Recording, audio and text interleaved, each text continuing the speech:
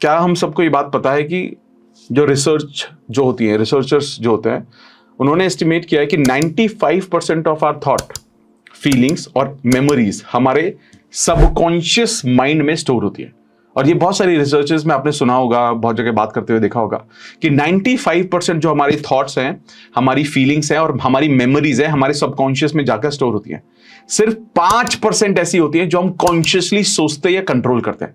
मतलब हम अपनी जिंदगी का जो बहुत बड़ा जो हिस्सा है ना, उसे ऑटो पायलट पर जी रहे हैं, सबकॉन्शियस ऑटो पायलट मोड पर है ना।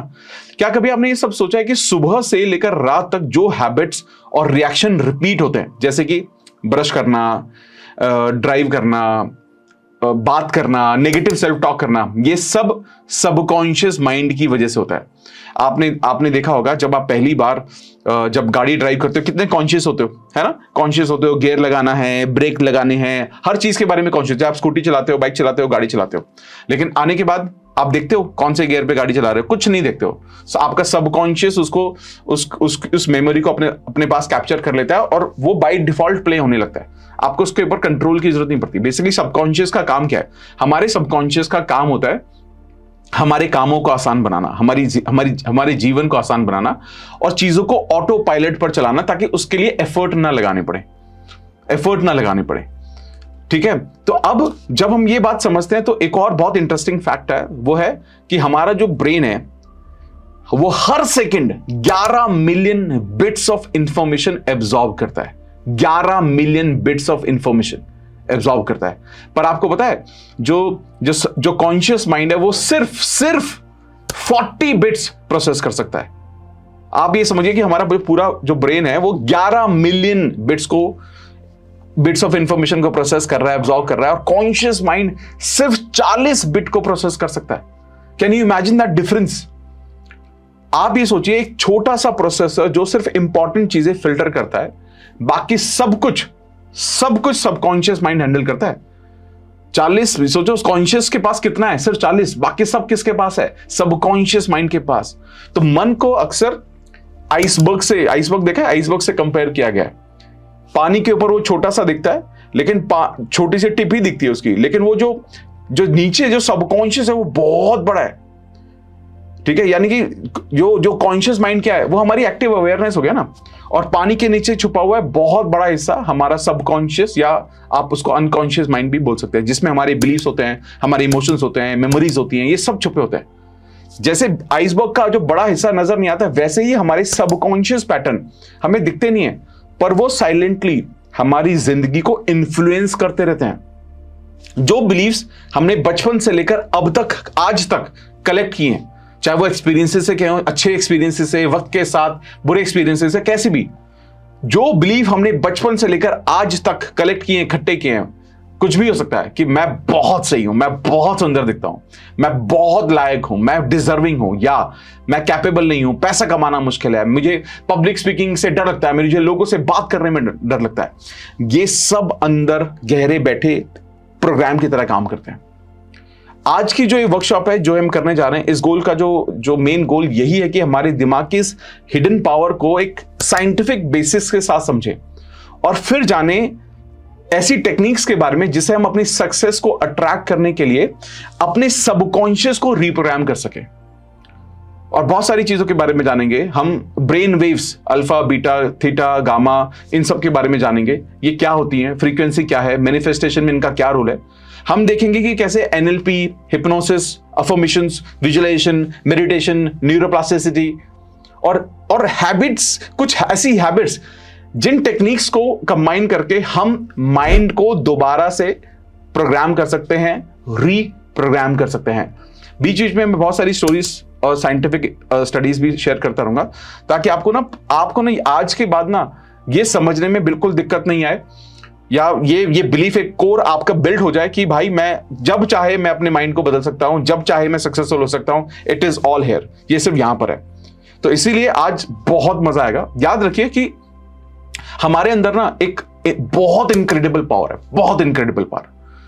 हमारा जो दिमाग है, हमारा जो माइंड है, या ब्रेन आप कहेंगे इसे, एक सुपर कंप्यूटर की तरह काम करता है, जो अगर ठीक से प्रोग्राम किया जाए तो कोई भी गोल अचीव किया जा सकता है। ये सिर्फ फिलॉसफिकल बात नहीं है, न्यूरोसाइंस भी इस बात को सपोर्ट करता है कंसिस्टेंटली। तो आज हम साइंस और स्पिरिचुअलिटी दोनों को मिलाकर अपने अपने अंदर की जो स्ट्रेंथ है, अपने सबकॉन्शियस की जो स्ट्रेंथ है, उसको एक्सप्लोर करेंगे और जानेंगे, और बार बार यही बात समझेंगे कि जो भी हम अपने मन में डालते हैं वही बाहर रियलिटी की तरह बाहर आता है हमारे पास। हम लिटरली दिमाग में सही प्रोग्रामिंग डालने वाले हैं to attract success like a magnet. एक चुंबक की तरह, मैग्नेट की तरह हमारी जिंदगी में सक्सेस को कैसे अट्रैक्ट करना है। And I hope all of you are ready. I hope all of you carrying paper, pen and everything. ठीक है, किसी ने लिखा what is the law of vibration. Law of vibration कुछ भी नहीं है जो आज हम डिस्कस करने जा रहे हैं उसके सामने, समझते रहिए। ठीक है, तो सबसे पहले दिमाग की जो लैंग्वेज है, यानी कि ब्रेन वेव्स को समझते हैं। आपने अल्फा, बीटा, थीटा, गामा, इन सब वेव्स के बारे में सुना होगा। ये एक्चुअली ब्रेन की इलेक्ट्रिकल एक्टिविटीज के पैटर्न है। हमारा ब्रेन बिलियंस ऑफ न्यूरॉन से बना है, और जब भी ये न्यूरॉन्स फायर करते हैं तो मिलकर एक इलेक्ट्रिकल रिदम बनाते हैं। ठीक है, जिसे हम ब्रेन वेव कहते हैं। जिंदगी के हर पल में ये वेव्स बदलती रहती हैं, कभी तेज होती हैं, कभी धीमी होती हैं, डिपेंडिंग अपॉन कि हम एक्चुअली में कर क्या रहे हैं, क्या सोच रहे हैं, क्या फील कर रहे हैं, इसके अकॉर्डिंग हमारी ब्रेन वेव्स बदलती रहती हैं। साइंटिस्ट ने इन ब्रेन वेव्स को ना अलग अलग फ्रीक्वेंसी बैंड्स में कैटेगराइज किया है। जैसे आपने देखा होगा कि एफएम रेडियो की एक फ्रीक्वेंसी होती है, हर चीज की, आज के टाइम में तो इंटरनेट की एक अलग फ्रीक्वेंसी होती है, हर चीज की अलग अलग फ्रीक्वेंसी पर होता है। फ्रीक्वेंसी का मतलब क्या है? फ्रीक्वेंसी का मतलब एक सेकंड में वेव कितनी बार ऊपर और कितनी बार नीचे जाती है। इसको हर्ट्स में बोलते हैं, इसको हर्ट्स में किया जाता है कि कितने हर्ट्स पर है। तो अभी मैं बताऊंगा कि उसके डिटेल में कि कैसे होता है वो। हर बैंड एक स्पेसिफिक मेंटल स्टेट से जुड़ा हुआ होता है। चलिए इसको एक थोड़ा डिटेल में जानते हैं कि कब इनकी ब्रेन वेव की खासियत क्या है, ये कैसे काम करती हैं, ये फ्रीक्वेंसी किस फ्रीक्वेंसी पर कब क्या होता है, ताकि आपको ना और क्लैरिटी मिले। अगर हम चीजों को बहुत बेहतर तरीके से जानने की कोशिश कर रहे हैं तो कैसे हम अपनी सब इन पैटर्न्स को समझ के, ब्रेन वेव्स को समझ के बहुत सारी चीजों को समझ जाएंगे। सबसे पहले जो ब्रेन वेव आती है उसको बोलते हैं डेल्टा। ठीक है, समझने की कोशिश करना, और हो सके तो लिखने की भी कोशिश करना। डेल्टा, ये ये फ्रीक्वेंसी पर रहता है 0.5 to 4 हर्ट्ज पे रहता है। ठीक है, डेल्टा की जो फ्रीक्वेंसी है। ठीक है, इसमें ये कब होती है? जब आप गहरी नींद में होते हैं, अनकॉन्शियस स्टेट में होते हैं। ठीक है, ये अनकॉन्शियस स्टेट वाली जगह पर होती है, जब हमारी जब आप बहुत डीप स्लीप में हो आप। ठीक है, ये वो स्टेट होती है जब हमारी बॉडी हील करती है, रीजनरेशन करती है सेल का। ठीक है, और हम ना फिजिकल वर्ल्ड जो होता है, बाहरी वर्ल्ड, उसकी अवेयरनेस से थोड़ा सा दूर होते हैं। थीटा वो स्टेट होती है जहां पर आप 4 हर्ट्ज टू 8 हर्ट्ज में होते हैं।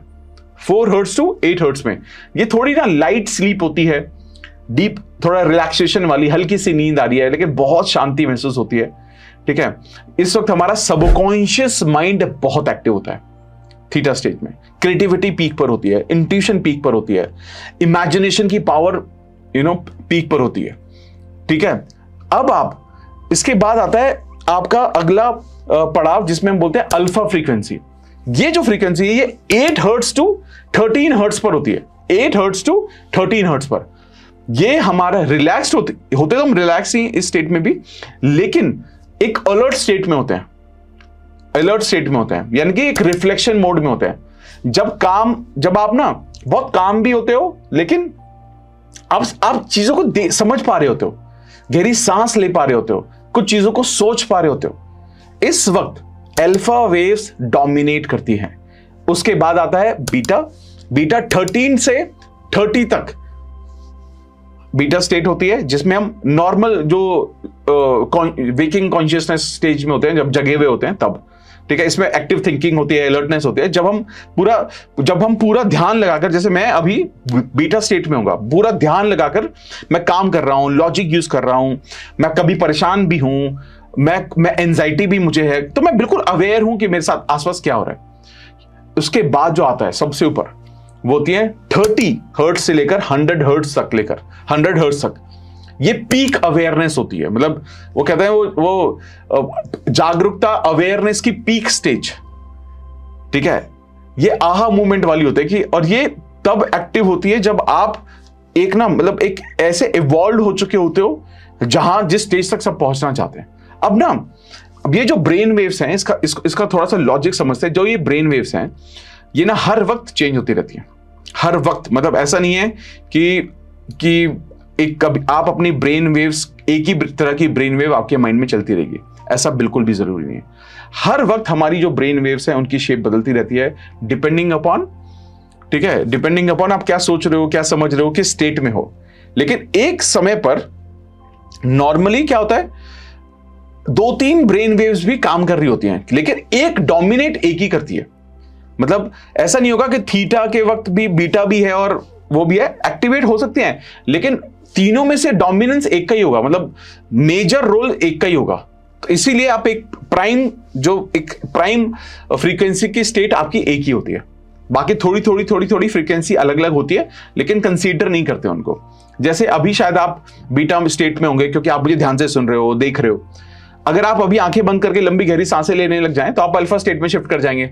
मेडिटेशन करते हैं तो अल्फा स्टेट में आ जाएंगे।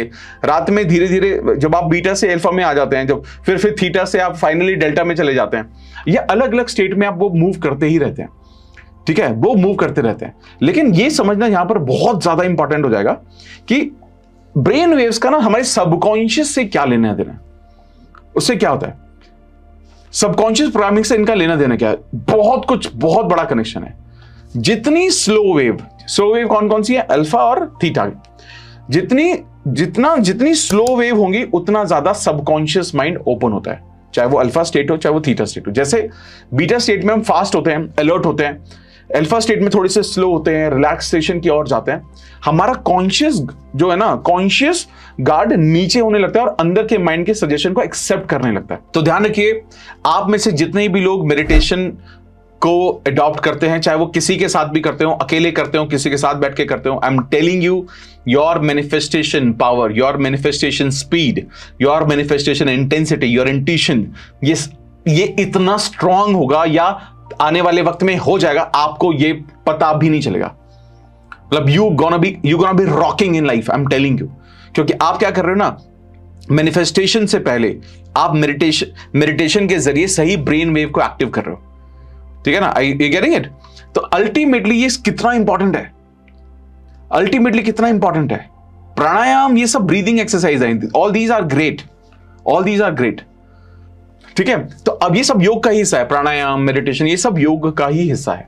तो अब आप ये समझ रहे हैं कि जब हम साइंटिफिक स्टडीज को भी समझते हैं, वो बार बार यही बोलते हैं कि जो ब्रेन पर जो रिसर्च किए गए, उन्होंने ये किया, जब अल्फा स्टेट होती है, यानी कि वो 8 to 10 वाली जो स्टेट है, इस लिटरली वो स्टेट है जहां आपके दिमाग में क्रिएटिव आइडियाज और सीखने की, जो कुछ नया सीखने की कैपेसिटी भी पीक पर होती है।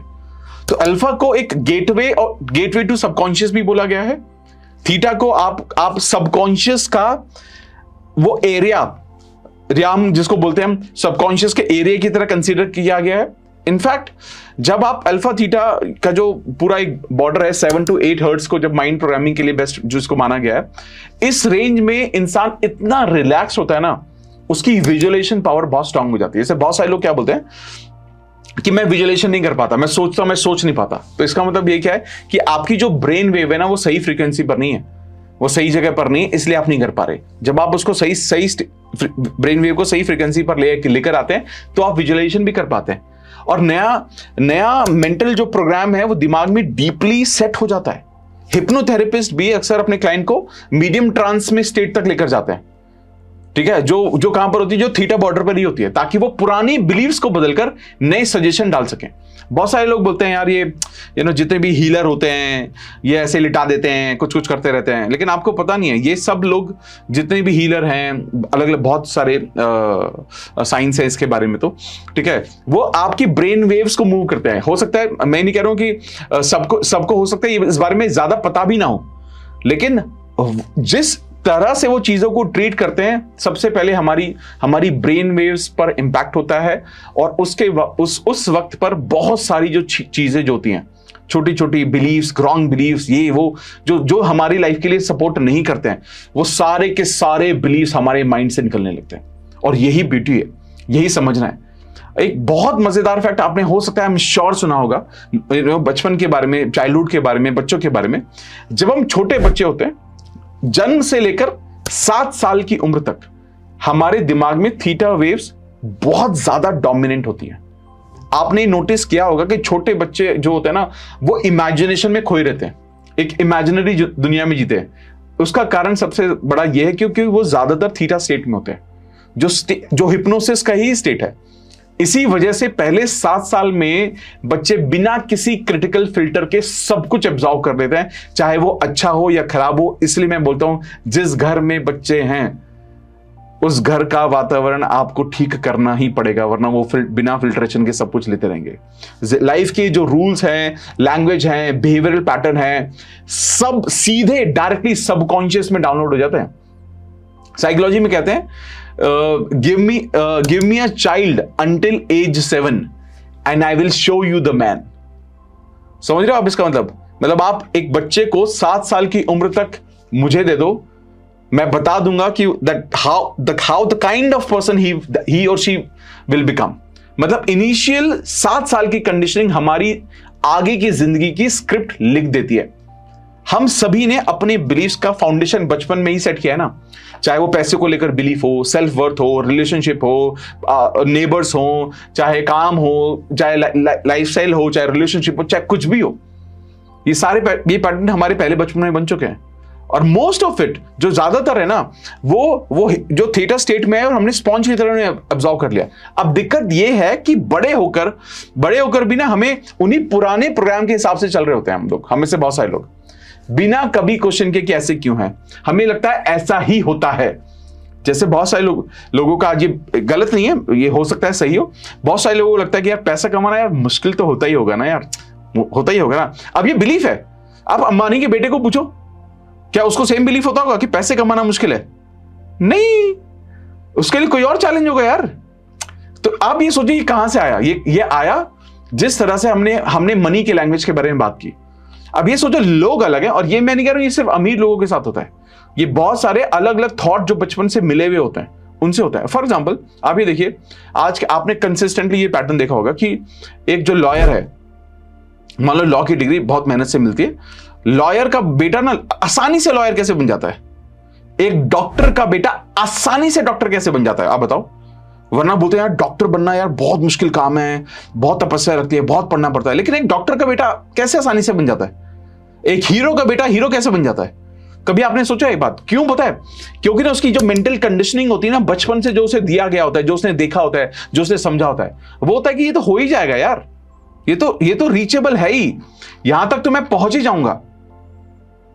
समझ लो, अब यहां तक तो मैं पहुंच ही जाऊंगा। अगर ये होता है ना, मैं आपको बता रहा हूं कि आप ना अल्टीमेटली बहुत सारी चीजें हैं जो हम मिस कर रहे हैं, और बहुत सारी चीजों को बदलने की जरूरत है। लेकिन अच्छी खबर, सबसे अच्छी न्यूज क्या है यहां पर?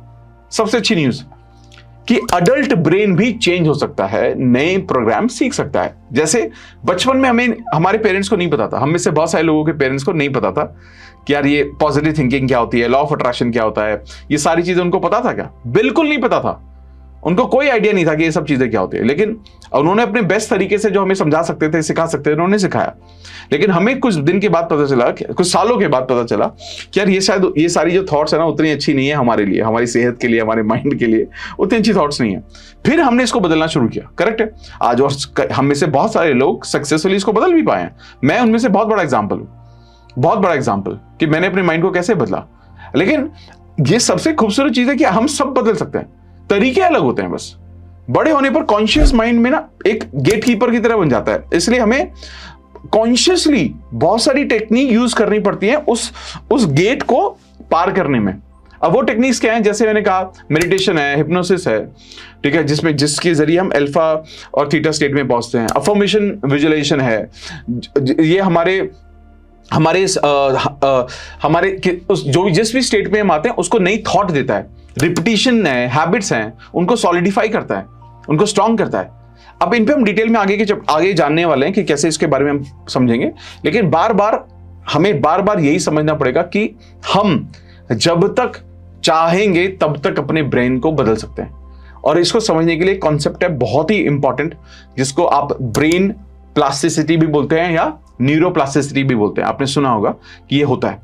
लेकिन अब ये इसका मतलब बेसिक यही है कि हम अपने दिमाग को नए रिजल्ट्स पाने के लिए रिप्रोग्राम कर सकते हैं, अपने दिमाग को बदल सकते हैं किसी भी तरीके से, ठीक है। तो न्यूरोप्लास्टिसिटी होता क्या है, मतलब जब हम ब्रेन वेव को समझ लेते हैं तो हमें समझ लगता है यार चलो ठीक है यार, इतना तो काफी है, ये तो इसके जरिए मैं अपने आप को थीटा स्टेट में ले आऊंगा, बीटा उसमें अल्फा स्टेट में ले आऊंगा, उसके बाद सारी चीजें अपने आप होनी शुरू हो ही जाएंगी। बट एक चीज समझते रहेंगे कि बिलीव्स को रिप्रोग्राम कैसे करेंगे। अब वहां पर जब हम ये समझेंगे कि हमारा जो बहुत सारी ना मेंटल एक्सरसाइज हैं जिसके जरिए करना पड़ेगा, इसको न्यूरोसाइंस में कहते हैं न्यूरोप्लास्टिसिटी, यानी कि दिमाग की वो क्षमता जिससे नए एक्सपीरियंसेस और जो प्रैक्टिसेस के रिस्पॉन्स में हम अपने स्ट्रक्चर से कनेक्ट करते हैं। पुराने जमाने में जो थे ना साइंटिस्ट, वो सोचते थे कि अडल्ट ब्रेन जो होता है ना वो मोस्टली फिक्स होता है। मतलब पुराने जमाने का मतलब है आप 25-30 साल पहले आप समझ लीजिए, 40 साल 50 साल पहले आप समझ लीजिए। लेकिन अब हम जानते हैं कि neurons that fire together wire together, मतलब ये बहुत फेमस कोट भी है, neurons that fire together wire together. अब ये मतलब इसका मतलब क्या है कि किसी नई चीज को बार बार सोचते या प्रैक्टिस करने से हमारे जो न्यूरॉन का जो नेटवर्क है ना, उस स्किल या उस थॉट का यूज्ड टू हो जाता है, आदी हो जाता है, नई वायरिंग बनती है, पुरानी वीक होने लगती है, जैसे कि मसल होती है, ठीक है। अगर आप उसको यूज करेंगे तो गेन करेंगे, वरना उसको लूज कर देंगे, यूज इट और लूज इट, ठीक है। यहां पर ना बहुत अच्छे एक्सपेरिमेंट मैं बताने वाला हूं, बहुत साइंटिफिक एक्सपेरिमेंट है। आप कहोगे कि यार ये सच में इतने बड़े रिजल्ट कैसे निकल कर आए। बहुत ही इंप्रेसिव साइंटिफिक एग्जांपल्स हैं, जिसके बाद आपको ये समझ में आएगा कि मेंटल ट्रेनिंग कितनी पावरफुल होती है और रिपीटिशन के जरिए हम कितनी सारी चीजें कर सकते हैं। एक बहुत ही फेमस एग्जांपल है जिसको बोलते हैं पियानो प्रैक्टिस एक्सपेरिमेंट। हार्वर्ड ने किया था पियानो प्रैक्टिस एक्सपेरिमेंट। रिसर्चर्स ने दो ग्रुप को एक पियानो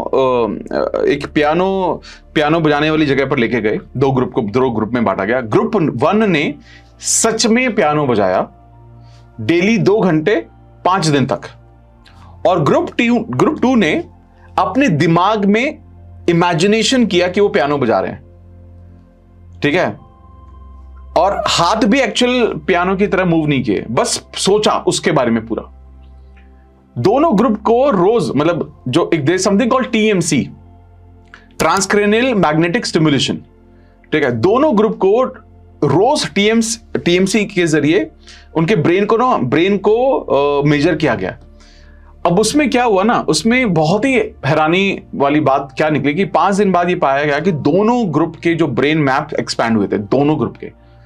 ग्रुप 1 जिन्होंने एक्चुअल में प्रैक्टिस की थी, उनका जो मोटर कॉर्टेक्स था वो बढ़ा हुआ था, जैसे बढ़ना ही चाहिए था क्योंकि उन्होंने प्रैक्टिस किया। लेकिन ग्रुप 2 जिन्होंने सिर्फ सोचा था, उनका भी जो मोटर कॉर्टेक्स था उतना ही बढ़ा हुआ था, और कुछ केसेस में उनसे ज्यादा बढ़ा हुआ था। मतलब इसका मतलब क्या है? इसका मतलब यह दिमाग ने इमेजिनेशन और एक्चुअल एक्शन में ज्यादा फर्क नहीं किया। और ये हमने बार बार समझा है लॉ ऑफ अट्रैक्शन में कि जो हमारा माइंड है, हमारा ब्रेन है, हमारा सबकॉन्शियस है, इमेजिनेशन और एक्शन में फर्क नहीं कर पाता, वो ज्यादा फर्क नहीं कर पाता। सिर्फ सोचकर ही नए न्यूरल कनेक्शन बन गए, मानो उन्हें सच में प्रैक्टिस किया गया हो। अब ये जो एक्सपेरिमेंट है ना, एकदम रेवोल्यूशनरी बन गया। मतलब सिर्फ सोचा गया एक्शन भी दिमाग में फिजिकल स्ट्रक्चर को बदल सकता है। इमेजिन करो यार, आप सोच, मतलब क्या ही बात है। फिर एक और बहुत अच्छा एक्सपेरिमेंट किया गया जिसका नाम है मसल स्ट्रेंथ विजुअलाइजेशन। ये क्लीवलैंड क्लिनिक का एक्सपेरिमेंट था, मसल स्ट्रेंथ विजुअलाइजेशन। ये यहां लोगों ने ना फिजिकल प्रैक्टिस करने की बजाय दिमाग में एक्सरसाइज करने के लिए बोला गया लोगों को। 30 वॉलंटियर को 3 ग्रुप में बांटा गया, 10-10 के। ग्रुप 1 ने दिमाग में इमेजिन किया कि वो अपनी जो छोटी उंगली को बहुत जोर जोर से एक्सरसाइज कर रहे हैं, 15 मिनट हर रोज, वीक में 5 दिन। और ये 15 मिनट हर रोज वीक में 5 दिन, करीब 12 हफ्ते का एक्सपेरिमेंट था ये, 12 वीक्स का। ग्रुप 2 ने सोचा वो अपने बाइसेप्स फ्लेक्स कर रहे हैं, सिर्फ सोचा रेगुलरली। और ग्रुप 3 ने एक्चुअल जिम जाके उनके मसल्स पर काम किया। अब आप ये सोचो ना कि कैसे, कितनी न्यूरोसाइंस जब एक्सपेरिमेंट कर रहा है तो कैसे शॉकिंग एक्सपीरियंसेस है। कि हुआ क्या। 12 हफ्तों बाद जो ग्रुप 1 था, जिन्होंने बस इमेजिन किया था फिंगर वर्कआउट, उनकी फिंगर की जो स्ट्रेंथ बढ़ गई। ग्रुप 2 जिन्होंने इमेजिनरी बाइसेप्स कर्ल्स किए थे, उनकी बाइसेप्स स्ट्रांग हुए, उनके वेट उठाने की जो क्षमता थी वो बढ़ गई। और जिन लोगों ने सच में वर्कआउट किया, उन्होंने भी बेहतर किया, जो कि करना ही था। मतलब बिना वेट उठाए भी लोगों की आधी ताकत या पूरी ताकत बढ़ गई, जस्ट बाय विजुअलाइजेशन। और स्कैन से पता चला कि दिमाग के जो मोटर सिग्नल्स थे, उन मसल तक जाकर उन्हें थोड़ा एक्टिवेट भी कर रहे थे। इससे यह पता चलता है कि हमारी बॉडी और सबकॉन्शियस माइंड इमेजिनेशन को रियल मानते हैं। दिमाग जो असली रियलिटी को और इमेजिनेशन में पूरी तरह से फर्क नहीं कर पाता है। इसलिए आपने देखा होगा, जब धड़कन तेज होती है, कब होती है धड़कन तेज? जब हम तेज दौड़ रहे होते हैं, तब भी होती है, धड़कन तेज हो जाती है। लेकिन जब हम टीवी में कोई हॉरर मूवी देख रहे होते हैं, तब भी तो धड़कन तेज हो जाती है। अब ये सोचिए कि कैसे चीजों का जो रिएक्शन है, सिमिलर डिफरेंट कंडीशन में सेम रिएक्शंस निकल कर आते हैं, सेम रिएक्शंस, है ना। इस फैक्ट को हम अपने लिए बहुत अच्छे से यूज कर सकते हैं और पॉजिटिव विजुअल्स और अफर्मेशन को रियल चेंजेस, उनके जरिए रियल चेंजेस लाकर अपने ब्रेन और बॉडी में पुट इन कर सकते हैं। ठीक है। अब जब हम ये सारी चीजें समझ रहे हैं ना, तो मैं आपको बता रहा हूं कि चीजें ना और बेहतर होती जाती हैं, और बेहतर होती जाती हैं। आपने अक्सर सुना होगा कि 21 दिन में आदत बनती है, ठीक है। 21 डेज में हैबिट कोई भी क्रिएट होती है, ठीक है। मतलब एक बात मैं आपको बताता हूं कि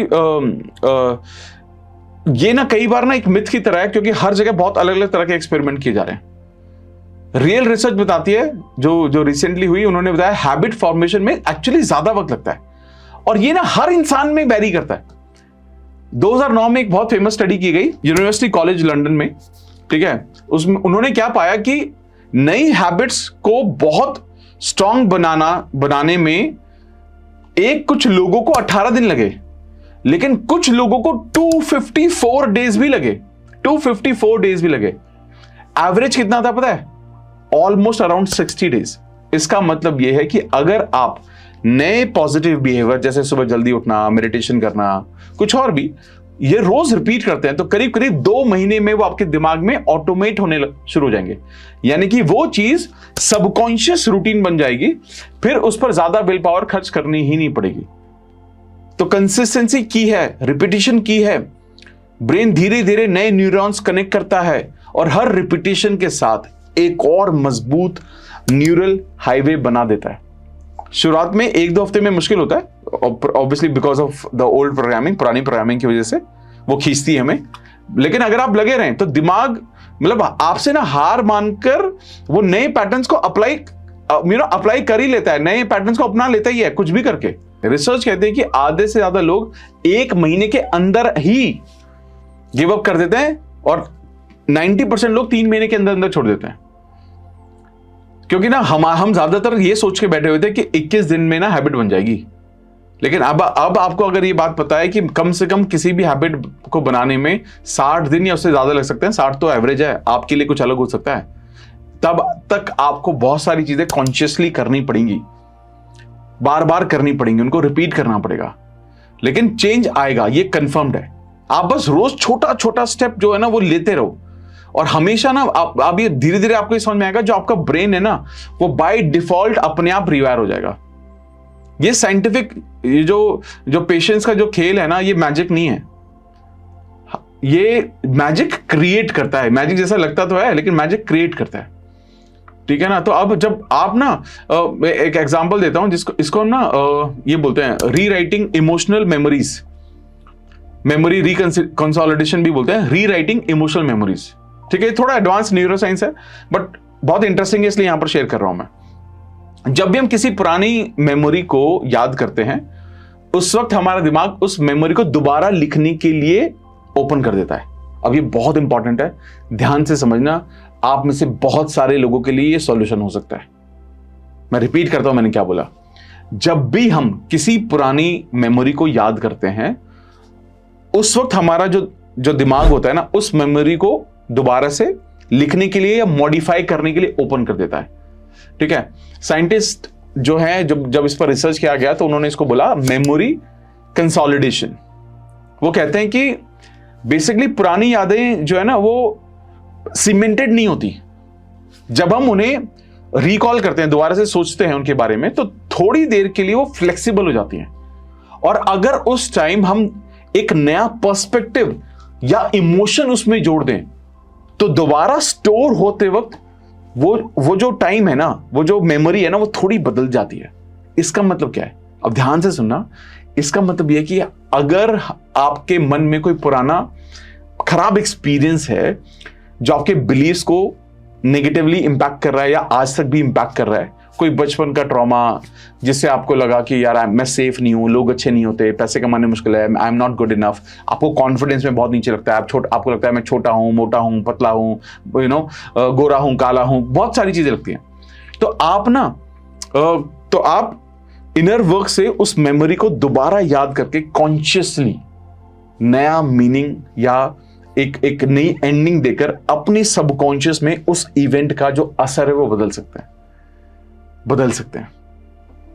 ठीक है, आज हमने मॉर्निंग में इनर चाइल्ड हीलिंग की थी। ठीक है, इनर चाइल्ड हीलिंग, ये थेरेपीज करते हैं इनर चाइल्ड हीलिंग, जो आज हमने मॉर्निंग मेडिटेशन में भी की। It is a form of that. आपने क्या किया? आप पुरानी याद में गए वापस, जब आप बच्चे थे, उस याद में आपने सोचना शुरू किया। उस सोचने के बाद आपने क्या किया? उसमें नई चीजें एडिट की, एक्सपीरियंसेस एडिट किए। आपने उसको बोला कि मैं तुम्हारे साथ हूं, मुझे तुम पर कॉन्फिडेंस है, मैं तुम्हारे साथ हमेशा रहूंगा। ये सब जब आप चीजें बोल रहे हो, आप उसको पुरानी चीजों में आपने बदलाव किया। इसको एक और टेक्निक है एनएलपी रीफ्रेमिंग। एनएलपी सेशन हमने 7 डेज का किया था, तब आपने काफी लोगों ने सीखा उसको। ठीक है, अब हम अपनी पुरानी स्टोरी को बदलकर दिमाग में दोबारा डाल देते हैं। उससे जो पुरानी याद या ट्रॉमा है ना, वो डर कम हो जाता है। अब आप ये सोचो कि ये कितनी सही चीज नहीं है क्या? हम किसी भी पुरानी धारणा को बदला जा सकता है। देखो यार, मैं नहीं कह रहा हूं कि जो पुरानी धारणा है वो सारी की सारी गलत होती है, मैं बिल्कुल नहीं कह रहा हूं। लेकिन मैं बार बार ये समझाने की कोशिश कर रहा हूं कि जो कुछ ऐसी तो धारणाएं होती है ना, जो हमें उतना मदद नहीं कर रही होती है जितना हमें मदद करनी चाहिए। मैं जहां मेरे को होना चाहिए मैं वहां नहीं होता हूं ना, करेक्ट ना? अगर ये सारी की सारी चीजें उतनी अच्छे से नहीं चल रही हैं, तो आप ये समझिए ना कि हम चीजों को कैसे कर पाएंगे। ठीक है, चीजों को हम कैसे कर पाएंगे, और धीरे धीरे धीरे चीजें उतनी ही लूज होती जाती हैं। अब ये चीज समझेंगे कि जब हम इतने सारे साइंटिफिक एग्जाम्पल का जब हमने समझे, तो इन सब का एक ही मतलब है, you are not stuck with the mind you have, you can change it. जो माइंड आपके पास है, आपको उसके साथ स्टक करने की कोई भी जरूरत नहीं है, आप उसको हर दिन बदल सकते हैं। हमारे दिमाग में सॉफ्टवेयर चल रहा है एक तरह से, बिलीफ्स का, पैटर्न्स का, जो हर बार अपडेट किया जा सकता है। हमारे न्यूरॉन्स लाइफ टाइम तक न्यू कनेक्शन बना सकते हैं, ये हम सबको बताइए। ठीक है, अब ना इसीलिए ना आप सबको ये कहना ना बंद करना पड़ेगा कि मेरी आदतें तो ऐसी ही हैं, मैं बदल नहीं सकता या बदल नहीं सकती, मैं तो ऐसा ही हूं, ये नहीं बोलना है। ठीक है, या I am too old to change, अब तो मेरी उम्र हो गई है, अब मैं अपना माइंडसेट कैसे बदलूं, अब मैं अपनी आदतें कैसे बदलूं?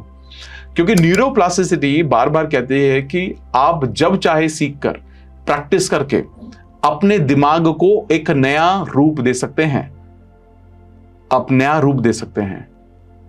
ठीक है, और इसी पर बेस्ड है हमारा जो 10 डेज का जो लॉ ऑफ अट्रैक्शन 3.0 हम करने वाले हैं, इसी पर बेस्ड है पूरा कि कैसे उसको नया रूप देना है। ठीक है, अब हम बहुत सारी चीजें समझेंगे। अब मैं बात करूंगा कि आप क्या कर सकते हो, कैसे क्या टेक्निक यूज कर सकते हो। एक दो चीजों के बारे में तो मैंने बात की, बट मैं डिटेल में बात करता हूं कि आप कौन सी टेक्निक यूज कर सकते हो जिसके जरिए आपका जो सबकॉन्शियस है वो रीप्रोग्राम होगा। ये तो आपको समझ में आ गया कि रीप्रोग्राम करना जरूरी है। ये भी समझ में आ गया कि रीप्रोग्राम किया जा सकता है। ध्यान या मेडिटेशन एक बहुत ना पीसफुल स्टेट है, एक बहुत शांति वाली अवस्था है, जिसमें दिमाग बहुत ही ज्यादा स्लो वेव्स पर आ जाता है। स्लो वेव्स की फ्रीक्वेंसी है ये दोनों। ये बिल्कुल वो दरवाजा खोल देता है जहां से हमारी जो थॉट है ना, वहां से अंदर डाले जा सकते हैं। मतलब मेडिटेशन जब आप करते हो तो उसके बहुत सारे फायदे होते हैं। स्ट्रेस कम होता है और आपका जो इमोशनल बैलेंस है वो इंप्रूव होता है। ध्यान, जब मेडिटेशन से पहले आप जब जो नेगेटिव बातचीत चैटर हो रही होती है माइंड में, वो शांत हो जाती है, जिससे जो भी अफर्मेशन या पॉजिटिव विजुअलाइजेशन आप करते हैं वो बिना रेसिस्टेंस के आपके अंदर तक जाती है। इसीलिए जब हम मॉर्निंग में मेडिटेशन करते हैं तो मेडिटेशन के बाद हमेशा विजुअलाइजेशन जरूर करते हैं। कुछ ना कुछ विजुअलाइजेशन जरूर होते हैं, अपने ड्रीम्स की, अपने सपनों की, अपने जॉब की, अपने पार्टनर, जो भी हम चाहते हैं उसके बारे में हम जरूर विजुअलाइजेशन करते हैं ताकि वो जगह फिल इन हो सके।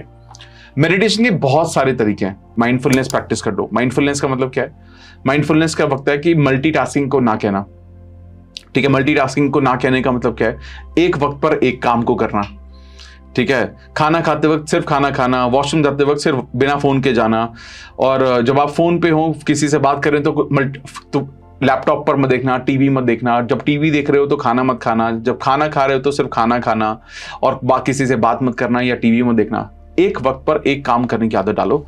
ये सारे मेडिटेटिव एक्सपीरियंस की तरफ आपको लेकर जाते हैं। ठीक है, फिर गाइडेड विजुअलाइजेशन होती है। आप मेडिटेशन का हिस्सा बन सकते हैं, मेडिटेशन कर सकते हैं। तो जब आप रोज मेडिटेट करना शुरू करते हैं, आप नोटिस करेंगे कि धीरे धीरे आपकी जो कॉन्सेंट्रेशन है वो बढ़ती है, और आपके अंदर ना एक इनर अवेयरनेस डेवलप होने लगती है। अगर आप जब आप थोड़ा सा पीछे हट के जब आप ये देखते हैं ना, इसका यही बेसिकली देखा जाए तो माइंडफुलनेस भी यही है। ठीक है, सबकॉन्शियस रिप्रोग्रामिंग के लिए माइंडफुलनेस एक बहुत बड़ा टूल है, क्योंकि पहले आप हम अपने पुराने पैटर्न्स को नोटिस करते हैं। ठीक है, अगर आपको याद हो तो कई बार हम ना बार बार ऐसा बोलते हैं कि यार ये मेरे ना बस की बात नहीं है।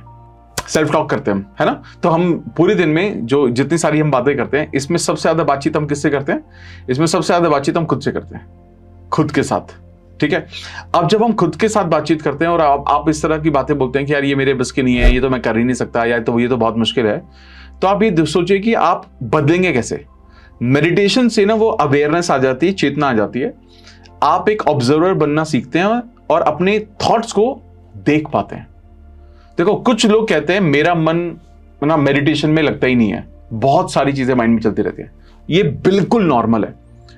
हमारे मन का काम ही सोचना है, हम उसे लड़ नहीं रहे हैं, बस रोज बैठने की कोशिश कर रहे हैं। बस यदि सिर्फ 10 मिनट बैठे और सिर्फ 1 मिनट भी आप मेडिटेशन कर पाए, वो भी बहुत फायदे की चीज है। धीरे धीरे वो 1 मिनट से 2 मिनट में आएगा, फिर 5 आएगा, फिर 10 मिनट हो जाएगा, फिर 30 आ जाएगा, फिर 1 घंटा आ जाएगा, जो हम करते हैं। कंसिस्टेंसी बहुत इंपॉर्टेंट है, बस परफेक्शन इंपॉर्टेंट नहीं है। बहुत लोग मुझे बोलते हैं मेरे ध्यान में भटक जाता है। अरे बिल्कुल नॉर्मल है। परफेक्शनिस्ट नहीं बनना है। आप सुबह उठ के और रात में सोने से पहले थोड़ी देर तक शांत बैठो ना, इसी से बहुत सारा बदलाव हो जाएगा। एक जगह पर बैठो आंखें बंद करके, या आंखें खोल कर किसी एक चीज को देखो। किसी एक चीज को देख भी तो सकते हो, बहुत बड़ा बदलाव आता है। आप ना कुछ ऐसी टेक्निक भी यूज कर सकते हैं जो आपको ना एक ऐसे लेवल पर लेकर जाएगा जहां पर आपका फोकस बढ़ने लगेगा। त्राटक हम यूज करते हैं सुबह मॉर्निंग में, है ना? त्राटक करते हैं, मतलब वो कैंडल को जलाकर वो उसको लाइव देखना। ठीक है, हम स्टेयर भी करते हैं, हम उगते हुए सूरज के साथ भी त्राटक करते हैं, या किसी एक पर्टिकुलर चीज है उसकी तरफ आई लेवल पर किसी चीज को मैं देखना, ये सारी चीजें भी की जा सकती हैं। आप बॉक्स ब्रीदिंग कर सकते हैं, जिसमें हम बॉक्स ब्रीदिंग करते हैं, जिसमें हम 5 सेकंड तक सांस लेते हैं, 5 सेकंड तक सांस को रोकते हैं, 5 सेकंड तक सांस को बाहर निकालते हैं, और 5 सेकंड तक वापस से सांस को रोकते हैं। तो बॉक्स ब्रीदिंग भी करते हैं हम। ठीक है, अब ये सारी जो टेक्निक क्या है, ये सारी जो टेक्निक है, आपका जो मेंटल डीक्लटरिंग है उसमें आपको मदद करता है, और धीरे धीरे आप एक ऐसी स्टेज में चले जाते हैं जहां से चीजें बहुत ज्यादा आसान हो जाती हैं। ठीक है, तो ये एक सबसे इंपॉर्टेंट चीज है मेडिटेशन को करना, जिससे आपका जो सबकॉन्शियस है वो रिप्रोग्राम होता है, आपकी मैनिफेस्टेशन की जो स्पीड है वो बहुत फास्ट हो जाती है, और आप चीजों को बेहतर तरीके से समझने लगते हैं। दूसरी इंपॉर्टेंट चीज है affirmations and positive self talk. ठीक है, अब ये जो ये पॉजिटिव सेल्फ टॉक है ना, ये बहुत इंपॉर्टेंट है। आप लोगों ने सुना ही होगा, you are what you think about. आप वो हैं जो आप सोचते हैं। ठीक है, हम सबने कोट बहुत बार सुना है ना? हमारे सोचने का ढंग ही हमारी रियलिटी को क्रिएट करता है। और ये जो स्टेटमेंट है ना, ये साइकोलॉजी और न्यूरोसाइंस दोनों इस बात को मानती हैं। ठीक है, हमारे मन में चलने वाली सेल्फ टॉक, जो अंदर की बातें होती हैं, लगातार हमारे सबकॉन्शियस को इंस्ट्रक्शन देती हैं कि मैं कैसा इंसान हूं, मुझसे क्या पॉसिबल है, दुनिया कैसी है, मैं क्या कर सकता हूं, मैं क्या नहीं कर सकता, मैं कितना बड़ा इंसान बनूंगा, कितना बड़ा इंसान नहीं बनूंगा, मैं लाइफ में कितने पैसे कमाऊंगा, कितने पैसे नहीं कमाऊंगा, मैं सक्सेसफुल बनूंगा या फेलियर बनूंगा। ये सब हम अपने आप को बार बार ये सेल्फ टॉक आपको बताती रहती है। और सबकॉन्शियस माइंड का काम क्या है? सबकॉन्शियस का माइंड का काम है आपके जितने भी स्टेटमेंट्स हैं उसको एज ए इंस्ट्रक्शन मानना। तो वो तो बोलता है जो हुक्म है मेरे आका, वो बार बार यही बोलता है। अब आप ये सोचो, अगर वो बार बार यही बात कर रहा है कि जो हुक्म है मेरे आका, तो आप ये समझो कि आप तो कॉन्शियसली ठीक करने की जरूरत है ना, क्योंकि वो तो हर हुक्म मान रहा है आपका। हम अपने आप को कॉन्शियसली सबकॉन्शियसली ना कई बार बहुत बड़ी सक्सेस मिलने से रोक देते हैं, क्योंकि जो हमारी जो सेल्फ टॉक है ना, वो अंदर ही अंदर आपको बोलती है यार ये तो बहुत मुश्किल है यार, ऐसा आसानी से थोड़ी ना हो जाएगा, सब कुछ इतना आसान थोड़ी ना होता है, लाइफ आसान थोड़ी ना है। और मैंने भी कौन सा लाइफ में इतना उखाड़ा है जो मेरी किस्मत इतनी अच्छी होगी, मेरी किस्मत तो वैसे ही खराब है। अब ये सब जब हम बातें कर रहे हैं तो अब क्या कर रहे हैं हम? ये सब जब हम बातें कर रहे हैं, हम अपने साथ और भी ज्यादा बड़े चैलेंजेस को क्रिएट कर रहे हैं। अफर्मेशन इस टेक्निक का सीधा सोल्यूशन है। हम कॉन्शियसली पॉजिटिव और एम्पावरिंग स्टेटमेंट को रिपीट करते हैं ताकि पुरानी नेगेटिव सोच की जगह नई सोच आनी शुरू हो जाए। याद रखना है, जो सबकॉन्शियस माइंड है ना, वो रिपीटिशंस को पसंद करता है। इसका मतलब क्या है कि इसका मतलब यह है कि आप रिपीटिशन के जरिए अपने माइंड को बना सकते हैं। ठीक है, मतलब मैं आपको अफर्मेशन के पीछे एक छोटी सी साइंस को बताता हूं जो मैंने रिसेंटली पढ़ा। एक ना एमआरआई स्कैन से देखा गया, एमआरआई स्कैन किया गया कि जब लोग खुद के बारे में पॉजिटिव स्टेटमेंट बोलते हैं या सोचते हैं, तो जो दिमाग के रिवॉर्ड सेंटर्स होते हैं, ठीक है, और जो सेल्फ प्रोसेसिंग एलिमेंट जो होते हैं वो एक्टिव हो जाते हैं। मतलब खुद को एनकरेज करने पर ब्रेन वैसा ही रेस्पॉन्स देता है जैसे हम किसी बाहरी रिवॉर्ड मिलने पर महसूस करते हैं। आप ये सोचो कितनी सही बात है। मतलब अगर आपको अप्रिशिएशन चाहिए किसी का बाहर से, जो आपको फीलिंग महसूस होगी, अगर आप खुद को अप्रिशिएट करते हैं तो भी आपका ब्रेन ना उसको जो ब्रेन है वो एक्टिव हो जाता है आपका वहां पर। इसका मतलब क्या है? इसका मतलब यह है कि जो अफर्मेशन ना स्ट्रेस को कम करती हैं। लोगों को हेल्थ वार्निंग्स कम डिफेंसिवली लेने में भी हेल्प करती हैं। जैसे स्मोकर्स ने जब एक्सपेरिमेंट किया गया, जब स्मोकर्स ने ये सोचना शुरू किया, अपने आप को ये बोलना शुरू किया कि मैं बहुत अच्छा इंसान हूं, तो मैं आपको ये देखा गया कि ये बोलते रिपीटिशन के जरिए धीरे धीरे इनकी जो स्मोकिंग हैबिट ना कम होने लगी। और ये ऑलमोस्ट 100% लोगों में देखा गया, सबकी फ्रीक्वेंसी कम हुई। तो यहां देखो ना, यहां तक कि स्टूडेंट के ग्रेड्स भी इंप्रूव हुए जब उन्होंने अपने बारे में अच्छे थॉट्स अपनाए। अब पॉजिटिव अफर्मेशन ना हमारे ब्रेन के जो रिस्पॉन्सेज को रिवायर करता है और हमें चेंजेस के लिए ज्यादा ओपन करता है। तो अब ये होता क्या है, ये कैसे किया जाता है, इसके बारे में हम बात करते हैं। तो ब्रॉडली मैं कई जगह इसके बारे में बात कर चुका हूं, बट इसको समझ लेते हैं ताकि चीजें और अच्छे से हो पाए। पहला, ये जो स्टेटमेंट होती हैं ये प्रेजेंट टेंस में होनी चाहिए और पॉजिटिव होनी चाहिए। ठीक है, हमेशा, जैसे कि वो चीज ऑलरेडी हो चुकी है, ऑलरेडी है। ठीक है, जैसे आप ये मत बोलिए कि I will get a job, thank you God I will get a job. No, you will not get a job with this. You say thank you God I have got the job. Thank you God मुझे वो job मिल चुकी है। ये मत कहिए I will be confident, ये कहिए I am confident। Negative words भी यूज नहीं कर रहे हैं। जैसे ये मत बोलिए मुझे किसी भी बात से डर नहीं लगता है, ये मत बोलिए I am courageous। No, not इन जैसे वर्ड्स को स्किप करना होता है, इसलिए पॉजिटिव स्टेटमेंट है। उसके बाद दूसरी चीज, इमोशंस और विजुअलाइजेशंस को ऐड करना है। खाली शब्दों से बात नहीं चलेगी। ठीक है, खाली शब्दों से बात नहीं चलेगी, आपको उसमें इमोशंस डालने पड़ेंगे सबकॉन्शियस में। ठीक है, जैसे आप जब बोलते हैं कि जब आप बोलते हैं कि I have got the job, तो आपको महसूस करना होगा कि जब आपको जॉब मिली तो आपको कैसा महसूस हुआ। शुरुआत में हो सकता है कि नेचुरली वो फील नहीं होगा जो होना चाहिए, ठीक है, आप यहां पर ना उस सिचुएशन को विजुलाइज कर सकते हैं दैट जो आपको कंफर्टेबल महसूस कराती है। फॉर एग्जांपल, आप बोल सकते हैं कि जब मैं बोलते वक्त अपने आप को इमेजिन कर सकते हैं कि कोई बड़ी अचीवमेंट, आपने कोई बड़ी अचीवमेंट लेट्स से की है और लोग आपकी तारीफ कर रहे हैं और आपको कैसा फील हो रहा है।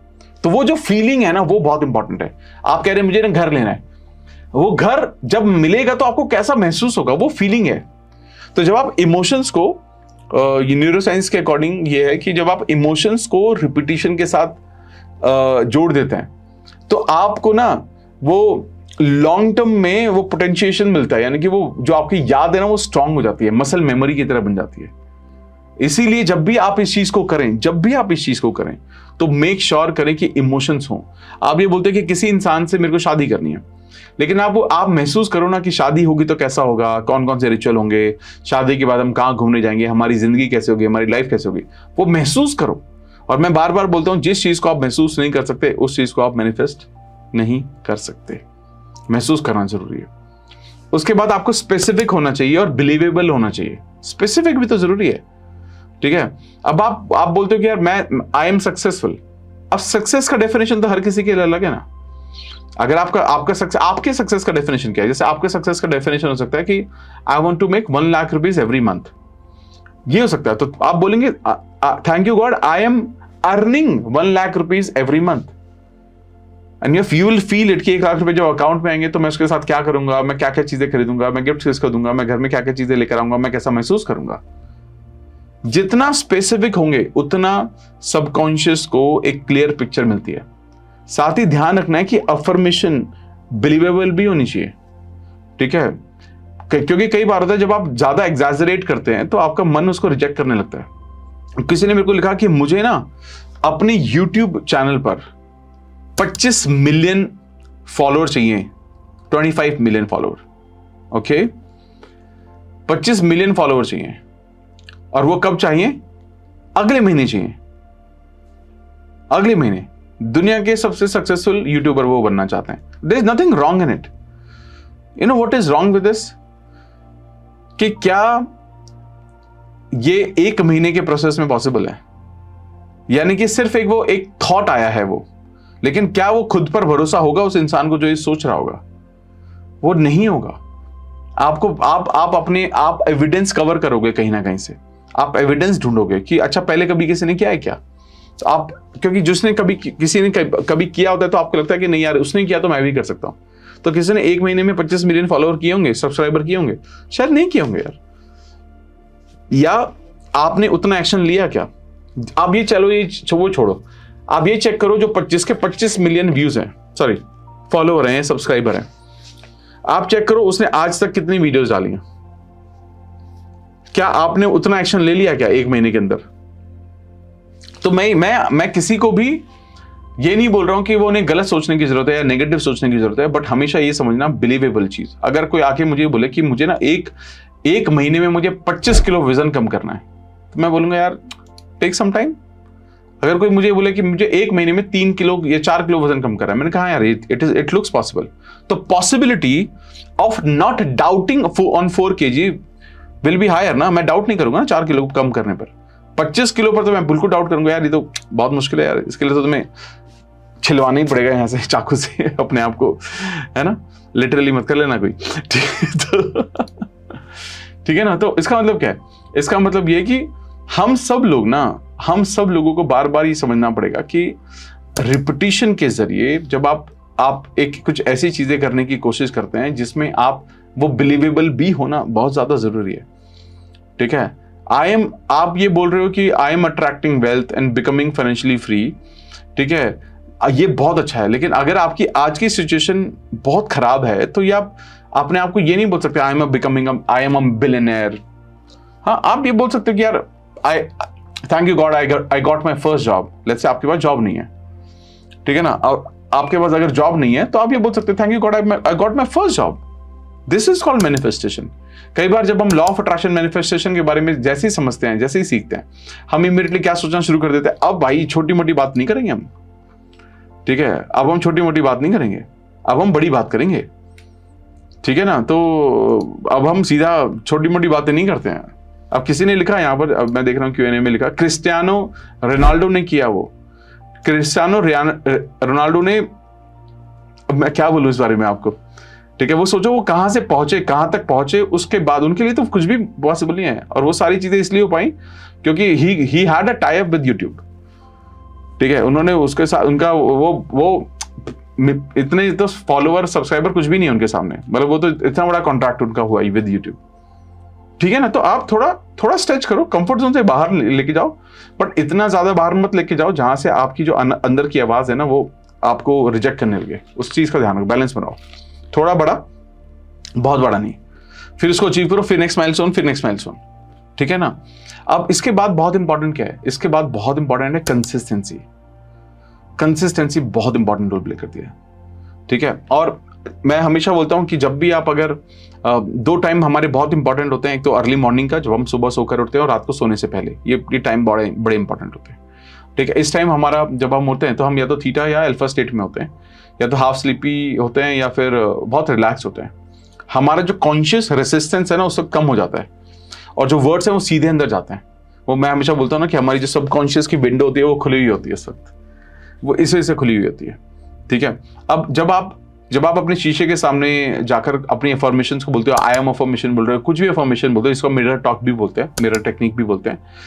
ये ना आपको सेल्फ कॉन्फिडेंस बढ़ाने में बहुत ज्यादा मदद करती है, आपके अफर्मेशंस को रिपीट करने में मदद करती है, आपकी मैनिफेस्टेशन को पूरा करने में मदद करती है, जब आप अपनी आंखों में आंखें डालकर बात करते हो, ठीक है। तो कंसिस्टेंसी बड़ी इंपॉर्टेंट है और आपके लिए वो टाइम भी बहुत इंपॉर्टेंट है। हालांकि अगर आप जब आप अगर दिन के वक्त भी आप मेडिटेट करके जब अफर्मेशन करने की कोशिश करोगे तो भी आप थीटा या अल्फा स्टेट में आ जाओगे, क्योंकि आप रिलैक्स हो जाते हो। बट आइडियली जो बहुत नेचुरल जो स्टेट है वो अर्ली मॉर्निंग और रात को सोने से पहले होता है, ठीक है, तब आप ये कर सकते हो। इसके अलावा ना ये भी इन चीजों का भी ध्यान रखना है कि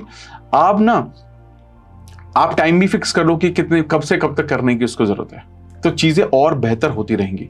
ध्यान रखिएगा कि आज मैं सिर्फ जितनी भी बातें कर रहा हूं ना, मैं I am talking from a point of view of neuro science या न्यूरोप्लास्टिसिटी के पॉइंट ऑफ व्यू से मैं बात कर रहा हूं सारी, जिससे ना हम में से बहुत सारे जो लोग लॉजिकल होते हैं कि यार ठीक है यार, law of attraction I understand it, but what is the science.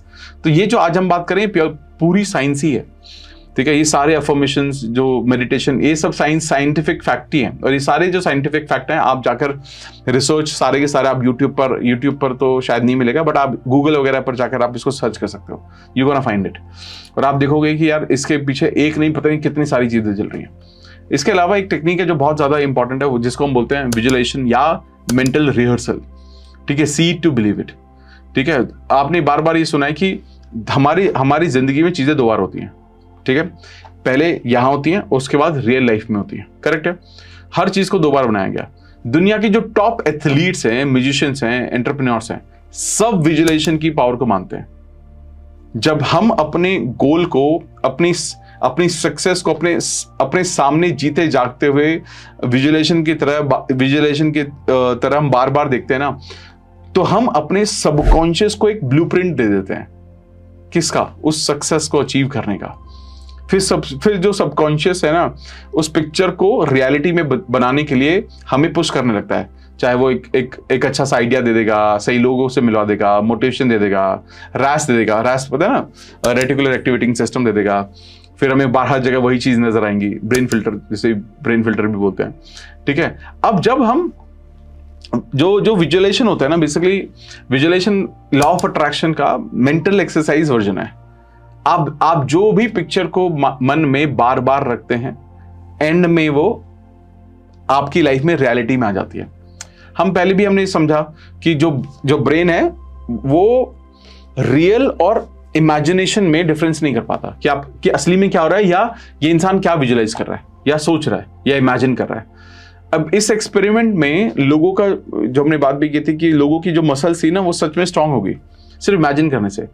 Sports की दुनिया में, मतलब अगर आप इसको समझो ना, ओलंपिक स्कायर्स या जिम्नास्ट इवेंट से पहले आंखें बंद करके पूरे कोर्स को विजुअलाइज करते हैं, हर टर्न, हर जंप। और ऐसा पाया गया कि जब वो सोचते हैं किसी भी रेस के बारे में, उनकी मसल्स में हल्की इलेक्ट्रिकल एक्टिविटीज वैसी ही होती है जैसे रेस में होती है। और ये डेफिनेटली उनके परफॉर्मेंस को इंप्रूव करेगा।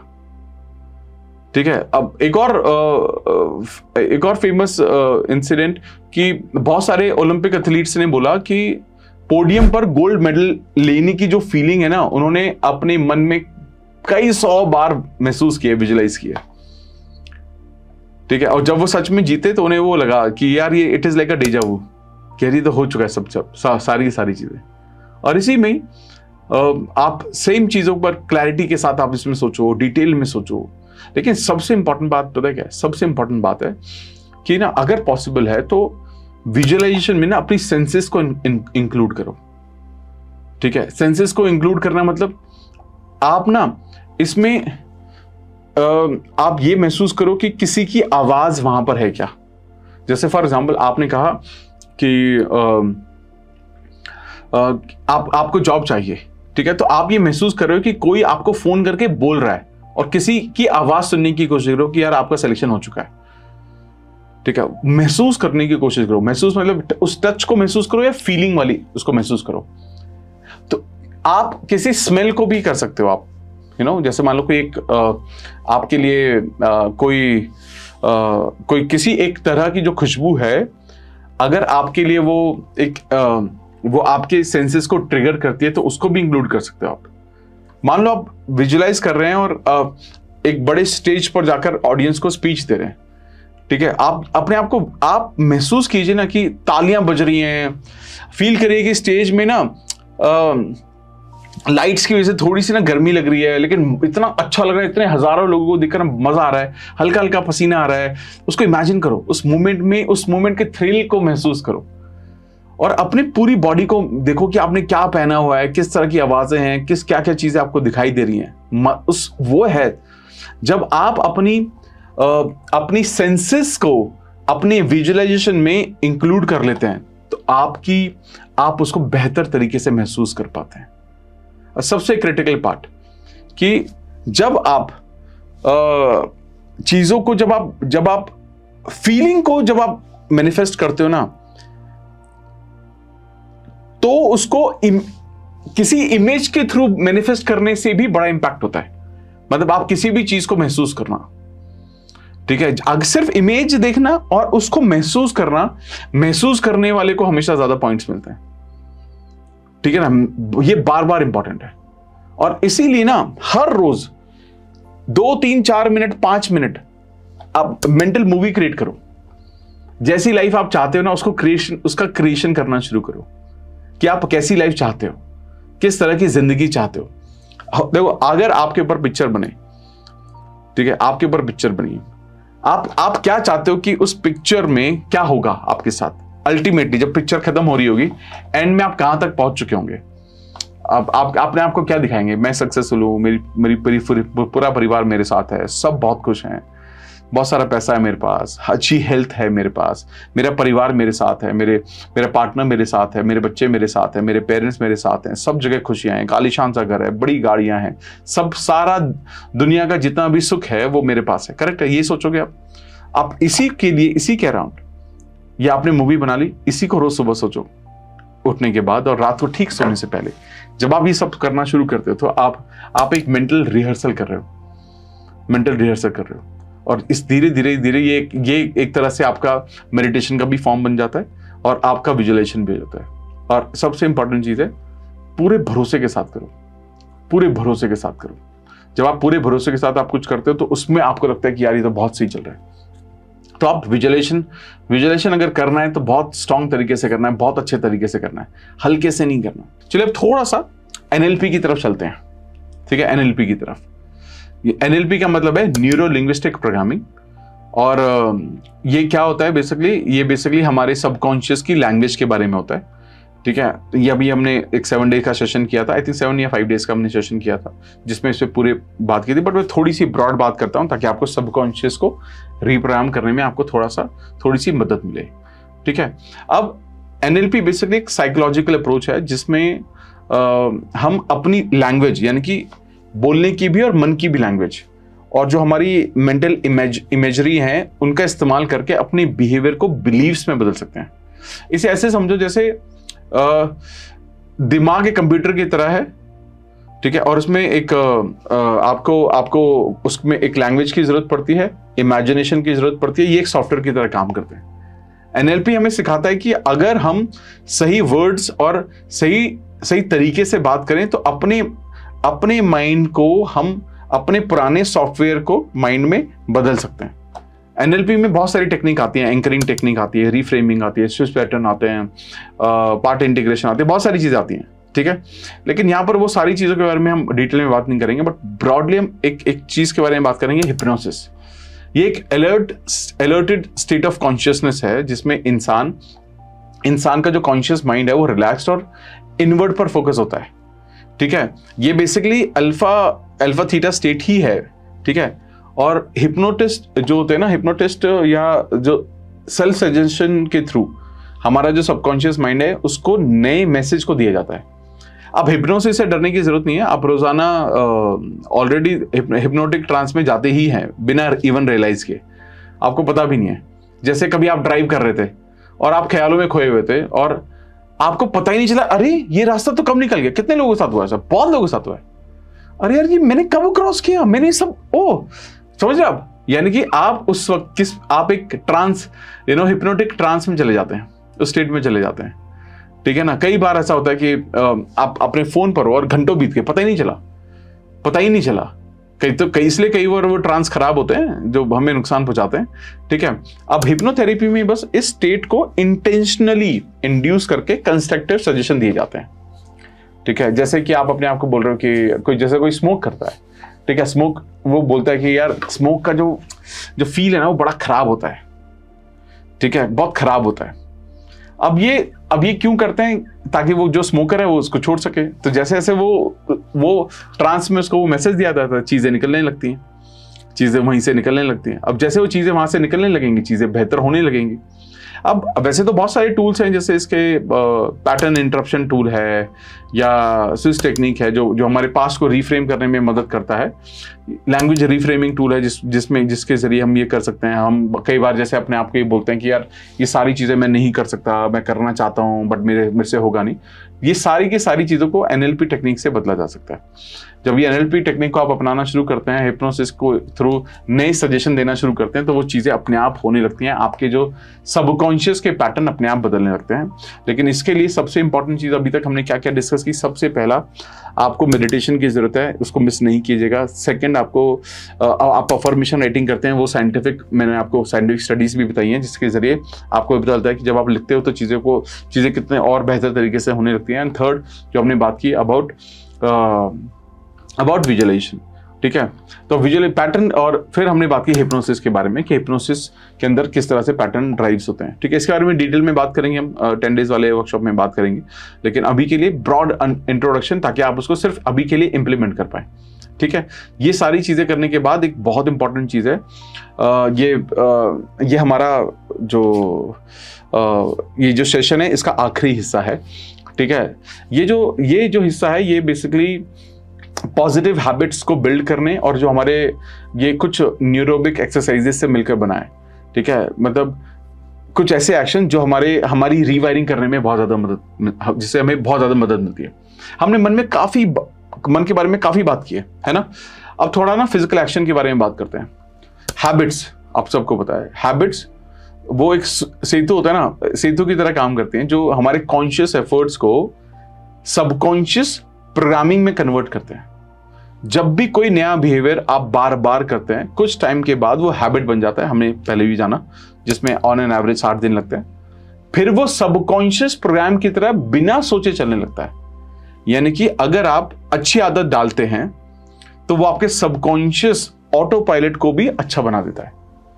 तो यानी कि एक बहुत जो इंपॉर्टेंट पार्ट है रीप्रोग्रामिंग का is to establish daily habits जो अलाइन हो हमारे माइंडसेट के साथ या उन चीजों के साथ जो हम लाइफ में अल्टीमेटली अचीव करना चाहते हैं, जो पाना चाहते हैं।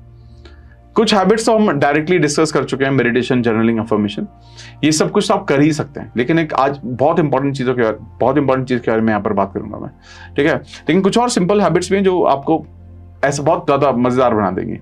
न्यूरोबिक एक्सरसाइज, ठीक है, न्यूरोबिक एक्सरसाइज।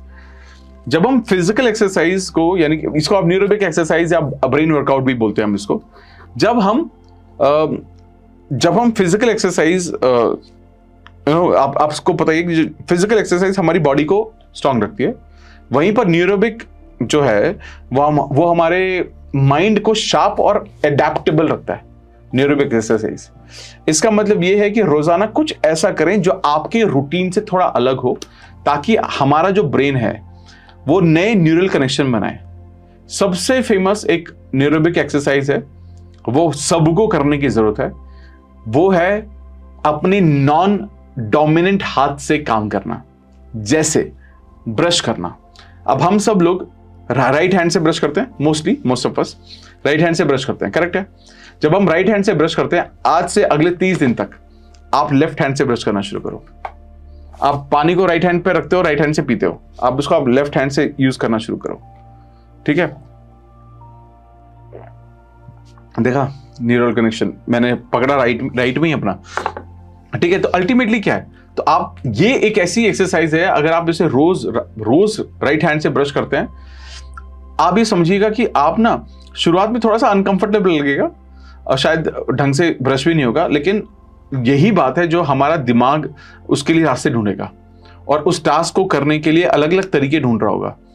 स्टडीज में ये पाया गया कि इस तरह अपोजिट हैंड से लिखना, ब्रश करना या कुछ भी चीज करना, ये ना हमारे ब्रेन के हेमिस्फेयर जो ब्रेन का हेमिस्फेयर होता है उसकी कम्युनिकेशन को इंप्रूव करता है और नए न्यूरॉन्स बनते हैं। कुछ और आप ना मतलब चीजें और बेहतर होती हैं। अब आप ये एक और चीज आप कर सकते हो, ठीक है। First thing was right hand की जगह चीजों में लेफ्ट हैंड यूज करने की कोशिश करें। Also what do you call that, जो लेफ्टी है वो राइट हैंड से, अपोजिट हैंड से करेंगे, ठीक है। अब सुबह एक ना बहुत अच्छा टेक्निक है, सुबह तैयार होते वक्त आंखें बंद करके नहाने की कोशिश करें, केयरफुल होके थोड़ा सा। जैसे हम आंखें खुली थी, साबुन कहां पर है, ये सब कहां पर है, हमें पता होता है, लेआउट हमें पता ही होता है।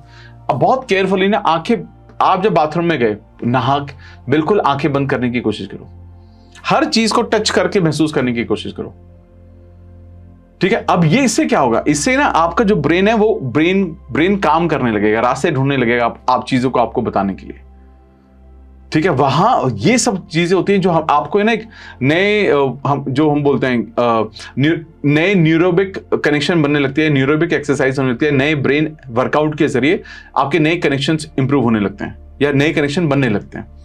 जब आप ये करेंगे तो आपको लगेगा कि यार ये तो बहुत सही है।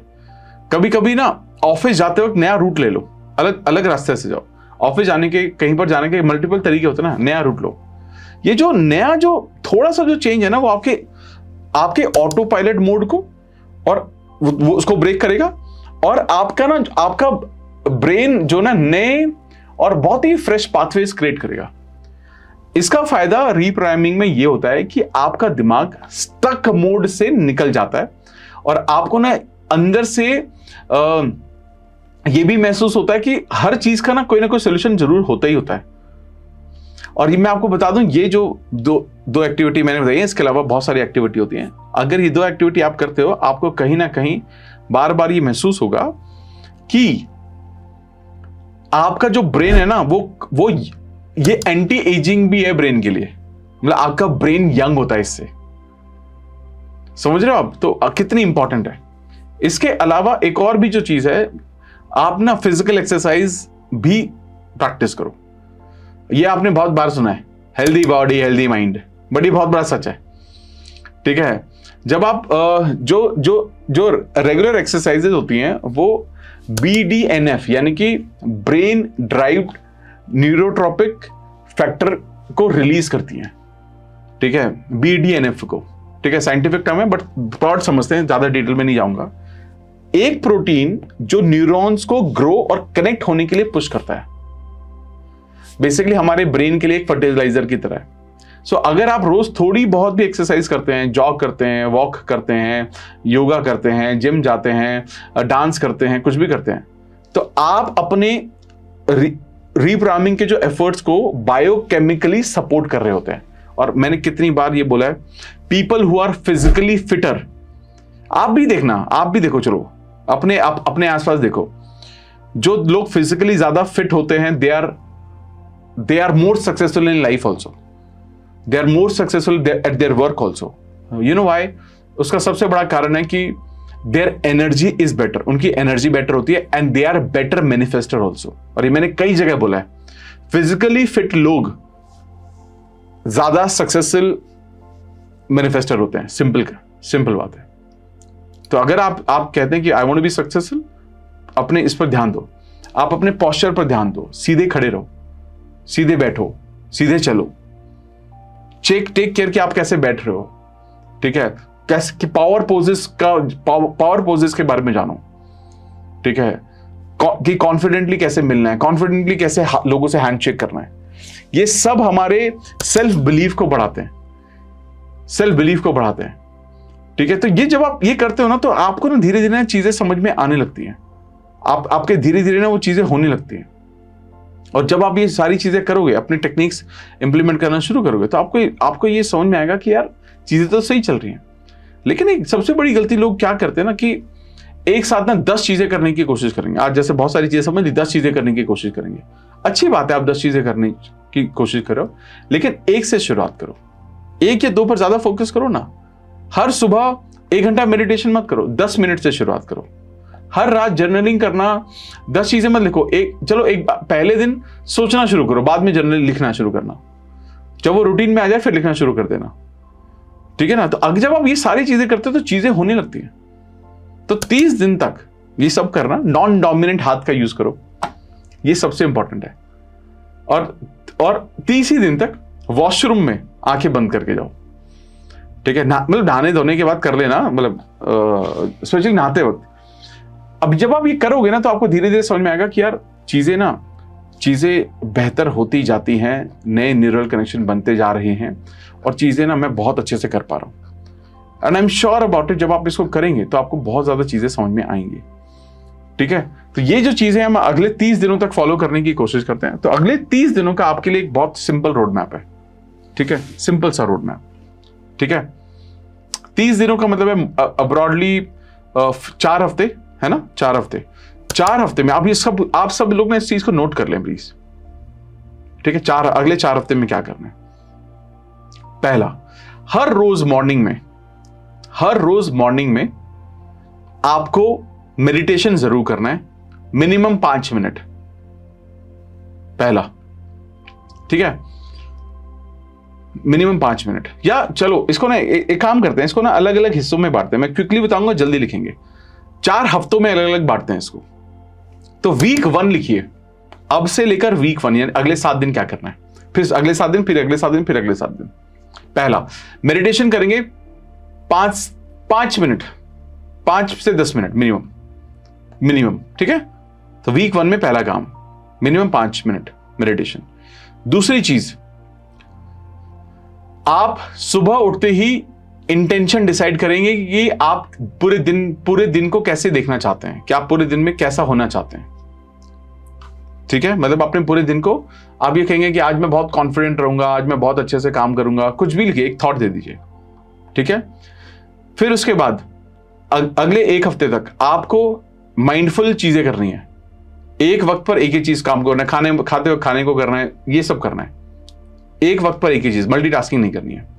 उसके बाद अगर आप किसी भी सिचुएशन में कुछ भी नेगेटिव होता है, सेल्फ टॉक, मतलब आपको अपने आप को ऑब्जर्व करना है. अपने पैटर्न को ऑब्जर्व करो. आप नेगेटिव कब सोचते हो, अच्छा कब सोचते हो, सेल्फ टॉक में किस तरह की बातें करते हो, और आप डायरी में लिखते रहो उस चीज को. पूरे 1 हफ्ते को ट्रैक करना. ठीक है, फिर क्या करना है, फिर रात को जर्नलिंग करो कि आज के दिन आपको कैसा लगा. ऑल गुड फीलिंग्स, सारी अच्छी चीजें लिखो.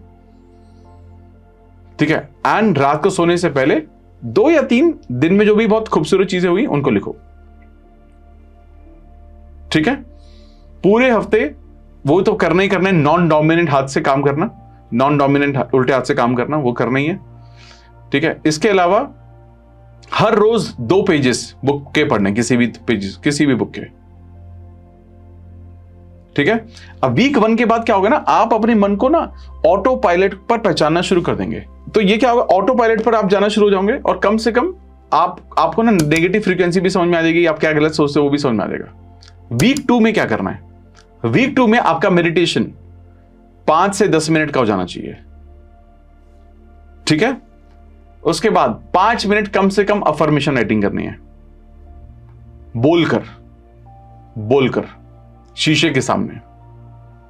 ठीक है, 5 मिनट कम से कम आपको विजुअलाइजेशन करनी है सुबह एंड रात को। उसके बाद आपको क्या चीज देखनी है, आपको कुछ भी नई अपॉर्चुनिटी जब भी मिलती है आप उसको नोट करेंगे। जब भी आप अफर्मेशन या विजुअलाइजेशन करते हैं तो आपको ना बहुत सारे नए नए आइडियाज आने लगते हैं, बहुत सारे कोइंसिडेंसेस होने लगते हैं, पुराने लोग मिल लगते हैं, उनको नोट करो कि क्या अलग हो रहा है मेरे साथ सेकेंड वीक में। ठीक है, उसके बाद रात को या शाम को आप पूरे दिन के बारे में आप लिखिए कि 3 4 5 चीजें क्या अच्छी हुई, 5 चीजें लिखो रात को सोने से पहले। ठीक है, डन है। इसके अलावा नॉन डोमिनेंट हाथ वाला तो करना ही करना है। इसके अलावा आपको ना कम से कम 5 पेजेस ऑफ एनी बुक पढ़ना है, 5 पेजेस ऑफ एनी बुक। इसके अलावा एक बहुत इंपॉर्टेंट चीज, हैबिट स्टैकिंग को फॉलो करेंगे। हैबिट स्टैकिंग का मतलब क्या है, आप अपनी किसी आदत को किसी आदत के साथ जोड़ दीजिए। फॉर एग्जाम्पल, जैसे ही मैं एक्सरसाइज करने के इमीडिएटली बाद मैं प्रोटीन पीऊंगा, ये दोनों कनेक्ट हो गई है ना। मैं मेडिटेशन के करने के बाद या मेडिटेशन करने से पहले मैं 2 ग्लास पानी पीऊंगा। 2 हैबिट को मर्ज करना, हैबिट्स को स्टैक करो। मैं खाना खाने के बाद मैं वॉक पर जाऊंगा, मैं नाश्ता करने के बाद थोड़ा टहलूंगा, कुछ भी चीजों को कनेक्ट करो। मैं लंच करने के बाद 5 मिनट किताब पढ़ूंगा। तो किसी भी हैबिट को स्टैक करने की आदत डालो, कोई एक हैबिट स्टैक करो। ठीक है, डन है। नाउ लेवल अप करते हैं, वीक 3 में आते हैं। कम से कम 15 से 20 मिनट मेडिटेशन करनी है। ठीक है, इसके अलावा कम से कम 10 पेजेस पढ़ने हैं of any book, 10 pages of any book, fiction हो, नॉन फिक्शन हो, स्पिरिचुअल हो, कुछ भी पढ़ो। ठीक है, इसके अलावा क्या करने की जरूरत है, इसके अलावा आप डीप रिलैक्सेशन की कोई टेक्निक करो, यानी कि रात को सोने से पहले भी आप मेडिटेशन करोगे कम से कम 10 मिनट। ठीक है, मेडिटेशन करोगे 10 मिनट और उसी में 5 मिनट आप विजुअलाइजेशन करोगे, विजुअलाइजेशन ऑफ आपके ड्रीम्स, यानी कि आप मेंटल रिहर्सल जिसको हमने भी बोला। रात को सोने से पहले आप अपनी डायरी में 5 चीजें लिखोगे जिसके लिए आप थैंकफुल हैं, जो पूरे दिन में बहुत प्यारी हुई। ठीक है, 3rd वीक में आप वर्कआउट शुरू करेंगे, फिजिकल वर्कआउट शुरू कर देंगे। 15 मिनट से लेकर आधे घंटा 1 घंटा जो भी करना, मिनिमम 15 मिनट का वॉक भी हो सकता है वो। ठीक है, 4th वीक में आते हैं। डेली मॉर्निंग 30 मिनट टू लेकर 30 मिनट्स टू 1 आवर आप मेडिटेशन करेंगे। ठीक है, धीरे धीरे बढ़ाएंगे तो बेटर होगा ताकि हैबिट लगे। पूरे दिन में 100% माइंडफुल होकर चीजों को करेंगे। माइंडफुलनेस, ये मास्टरी अचीव करनी है आपको 4th वीक में। पूरे दिन में 10 लोगों को जिनसे भी आप मिलते हो, किसी ना किसी बहाने से उनको थैंक यू बोलना है। जो लोग आपके लिए काम करते हैं, खाना बनाते हैं, सफाई करते हैं, कैब में ले जाते हैं, थैंक यू बोलिए। 10 चीजों को थैंक यू बोलने की आदत डालिए। सुबह अपनी टास्क लिस्ट बनाएंगे कि आप पूरे दिन में क्या क्या करने वाले हैं, और रात को रिव्यू करेंगे उसको। ठीक है, इसके अलावा आप 20 pages of book, any book, 20 pages of any book, चाहे उसके फॉन्ट बड़े बड़े हों, छोटे छोटे हों, कुछ फर्क नहीं पड़ता है। You will read 20 pages of book. ठीक है, उसके बाद आप क्या करेंगे, उसके बाद आप रात को सोने से पहले दिन के बारे में सोचेंगे, 5 चीजों के बारे में थैंक यू बोलेंगे। रात को सोने से पहले 30 मिनट्स मेडिटेशन करेंगे, 30 मिनट। ठीक है, तो ये सारी चीजें हमें करनी है। ये आपका अगले 30 दिन का, 4 हफ्ते का प्लान है। अगर आपने 4 हफ्ते का प्लान कर लिया, मैं आपको बता रहा हूं ये बात और बहुत कॉन्फिडेंटली बोल रहा हूं ये बात,